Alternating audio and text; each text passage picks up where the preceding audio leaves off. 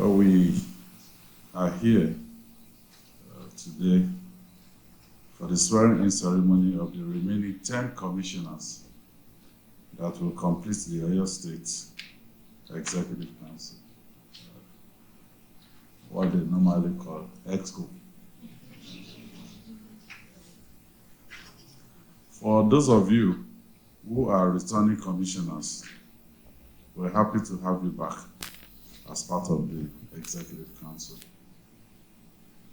We believe you are determined to put in even more effort as we continue to engineer a new Oyo State and move our people to prosperity.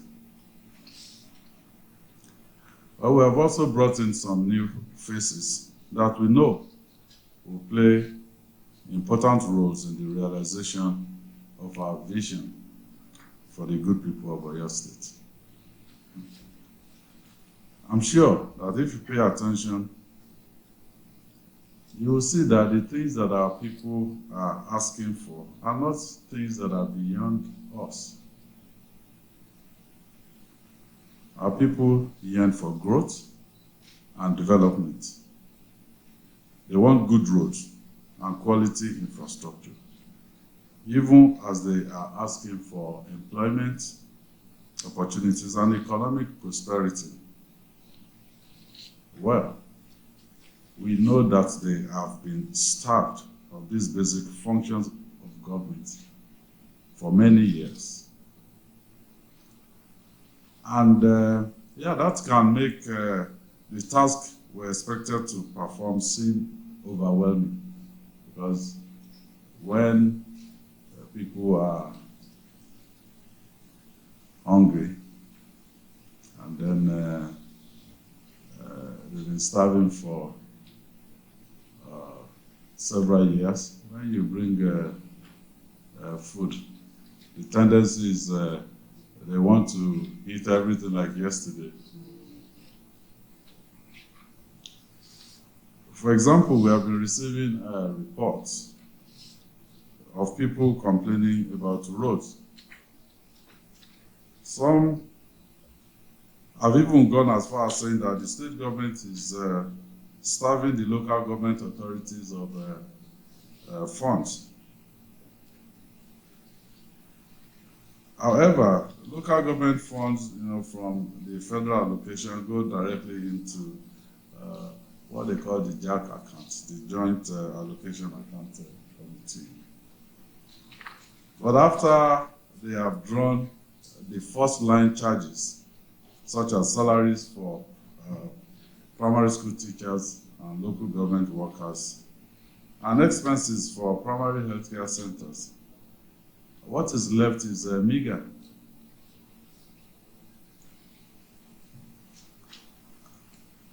Well, I don't want to shade the local government authorities today, because if I do it, they may start stoning them when they go out to see the people. So I'll just keep it at that. When we came in as an administration,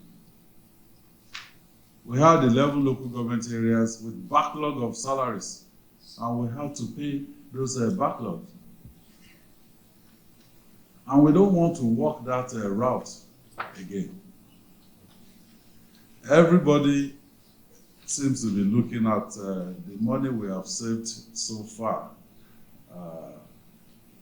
When we came in, we started building the local government accounts every month, especially those periods where we were using the HLAs to run those local council areas. We were saving average of 1 billion every month. Yeah, we built it up to about 12, 13, 14 billion naira. But they cannot share it. We will utilize this as a stabilization fund for them. It's not for us. The state is not interested in spending their money or telling them how to spend their money. But the state will not also sit by and let workers in those local government, in few local government areas, be denied of their salaries at the end of every month. So we'll engage with the leadership of Halgon, and I believe the people of Oyo State should see marked improvements in delivery of infrastructure, especially roads.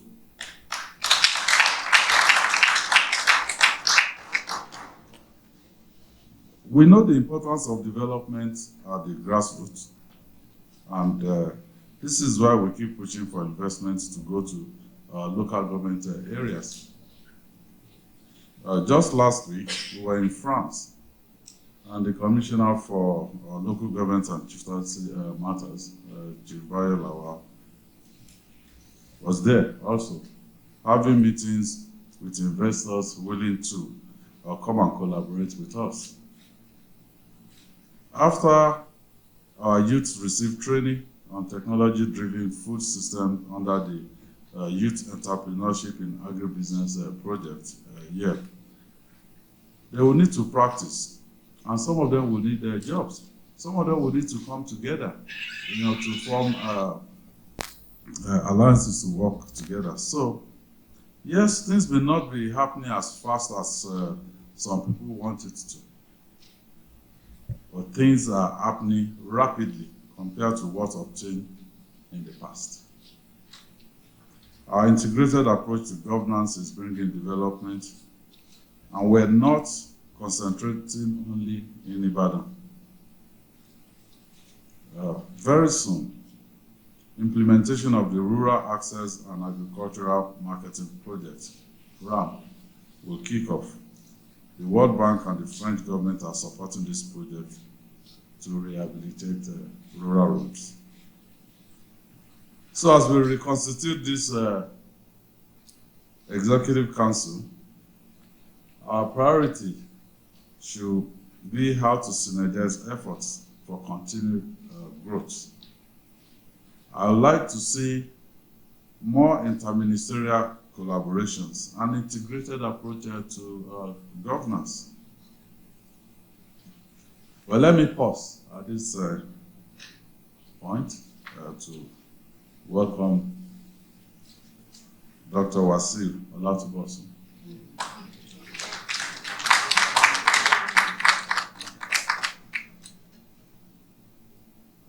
Honorable Adeni Adebisi,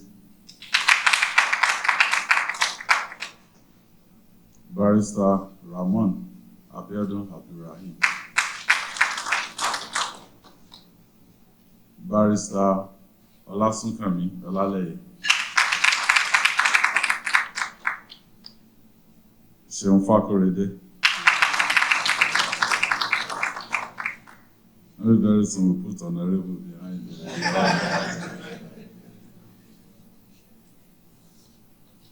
Alaja Kafilat Omalabake Olayiwola Ajeya, Professor Musiba Babatunde, Honorable Segun Olayiwola, Dr. Bode Ladipo. I'm not sure if I miss out somebody. Well, the last but not the least, Honorable Abiodun John Oni.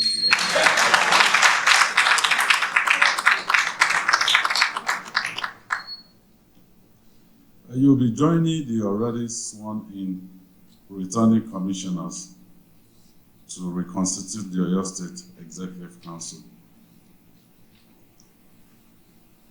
I've seen speculations all over the social media. They've allocated portfolios to some of you. But some things are very clear. I think it will be difficult for us to make Biodun the Commissioner for Women Affairs.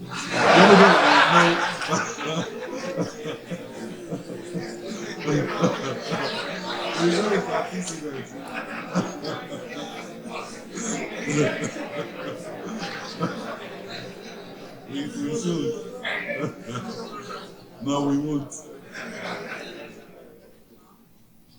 So I encourage you to hit the ground running and keep running until we have to pass the baton. When we're given an opportunity to serve, we have the option to leave a legacy behind. So that even when we are no longer occupying the positions of service, people will remember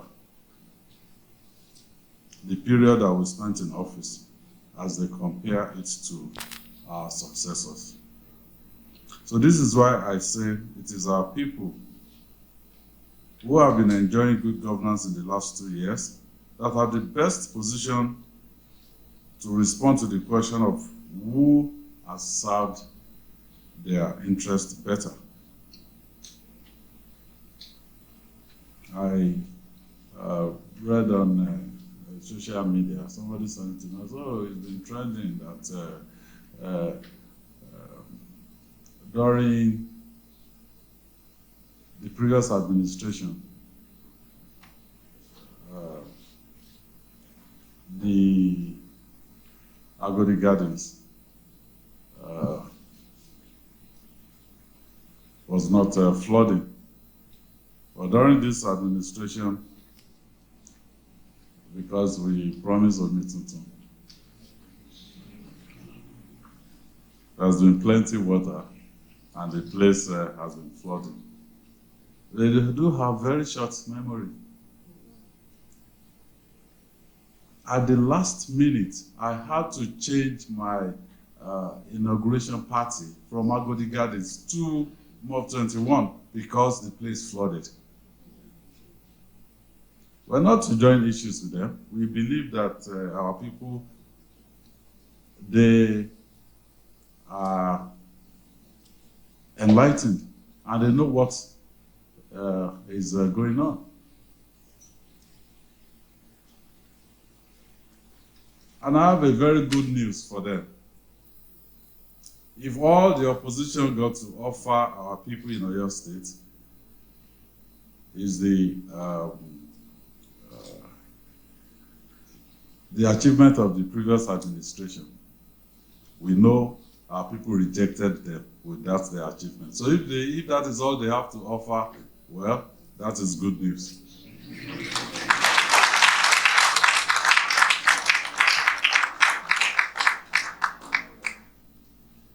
Our pensioners who are receiving their pension in full and on time, and also those whose gratuities are being paid after several years. Our youth, those in LAUTECH, who are enjoying uninterrupted education, or those who had their school fees reduced. Or maybe we can talk to the youths who are getting trained in various agribusiness value chain. We can also speak to the market men and women who are trading in higher volumes because our civil servant salaries are paid on time.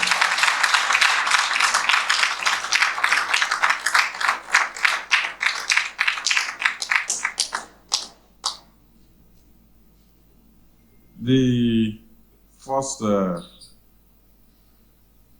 professor of economics from Oyo Town with some people designed the roadmap, and we've been following it. And we can see that there's a general economic development around the state, and our people, because of even just prompt payment of salaries, they are more liquid. And Oyo State has been moving up on the scale of economic activities in the country, Nigeria. Well, for you, my colleagues, there's more to be done. We remain focused on ensuring that we deliver on the remaining promises in our roadmap to accelerated development. in Oyo State. And that roadmap is for 2019 to 2023. So on that note, I want to welcome the old and the new, the ancient and the modern.